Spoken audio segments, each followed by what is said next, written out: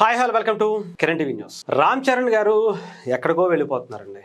చాలా గొప్ప గొప్ప దర్శకులు, ప్రొడ్యూసర్లు అందరూ కూడా ఆయన వెంట పడుతున్నారంటే నాకైతే నిజంగా చాలా గర్వంగా అనిపిస్తుంది. తెలుగు వాళ్ళు ప్రతి ఒక్కళ్ళు గర్వంగా ఫీల్ అవ్వాల్సినటువంటి ఒక హీరో ఎవరైనా ఉన్నారంటే అది రామ్ చరణ్ గారు అని చాలా చాలా గర్వంగా చెప్పుకోవచ్చు.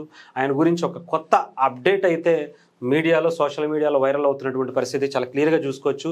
సంజయ్ లీలా బన్సాలి మన తెలుగులో రాజమౌళి గారు ఎంత తిరుగులేని దర్శకుడిగా ఈరోజు ప్రపంచ స్థాయికి వెళ్ళారో అలాంటి ఒక డైరెక్టరే హిందీలో కూడా సంజయ్ లీలా బన్సాలి అని చెప్పచ్చు.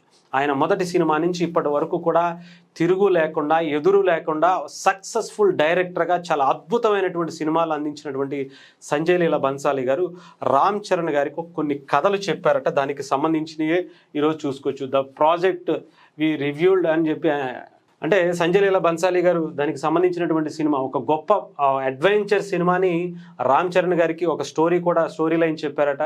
ఇప్పటికే పద్మావత్ అని చెప్పి చాలా పెద్ద ఆల్మోస్ట్ నాకు తెలిసి బాలీవుడ్లో ఉన్నటువంటి టాప్ హీరోలు అందరూ కూడా ఆయన డైరెక్షన్లో పని చేయాలి అని కోరుకునేటువంటి వ్యక్తులు.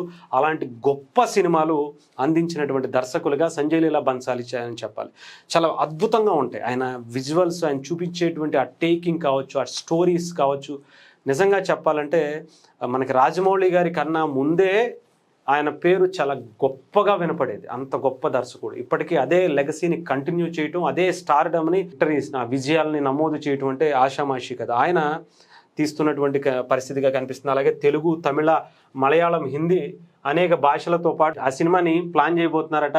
దీంట్లో ఒక అడ్వెంచర్ స్టోరీగా దీన్ని తీయబోతున్నారట. దానికి సంబంధించి స్టోరీ డిస్కషన్స్ జరుగుతున్నాయట. నాకు తెలిసి సంజయ్ లీలా బన్సాలి గారు ఏది కూడా అంత ఈజీగా తీసుకోరు. అంటే మన రాజమౌళి గారు ఎలా జక్కన్న అని చెప్పి చెక్కుతారు అనుకుంటామో ఆలోచించకుండా ఆయన సినిమాలో యాక్ట్ చేయొచ్చు అనేటువంటి అవకాశం ఉంది. సో అంత గొప్ప దర్శకుడితో మన తెలుగు హీరో ఫస్ట్ టైం నాకు తెలిసి ఇప్పటి వరకు ఎవరిని కూడా ఆయన తెలుగు కాదు, తమిళ కాదు, మలయాళం కాదు, కన్నడ కాదు, ఎవరిని కూడా ఆయన ఇప్పటి వరకు అప్రోచ్ అయినటువంటి పరిస్థితి కూడా కనిపించాలి. అలాంటి ఒక సంజయ్ లీలా బన్సాలి గారు ఫస్ట్ టైం రామ్ చరణ్ గారిని RRR టైంలోనే చూశారట. అప్పటి నుంచి అనుకుంటున్నారట. అది ఇప్పటికీ వర్కౌట్ అవుతున్నట్టుగా కనిపిస్తూ ఉంది. పెద్ది తర్వాత నాకు తెలిసి సుకుమార్ గారితో అనుకుంటున్నారు, కానీ దానికన్నా ముందు ఇది వచ్చేటువంటి అవకాశాలు ఉన్నాయని కూడా చెప్తున్నారు. బట్ కన్ఫర్మేషన్ అయితే తెలీదు.